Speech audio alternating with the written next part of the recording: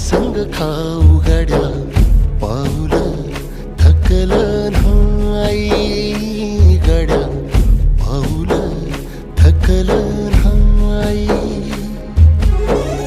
झालो बरबाद जरी बसला घाव उरी कलेची आग सार जाळून बी जाईना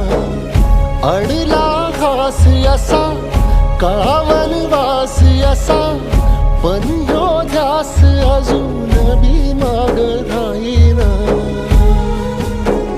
फिरला त्यो वासा घर फिरलं नाही गड्या पाऊल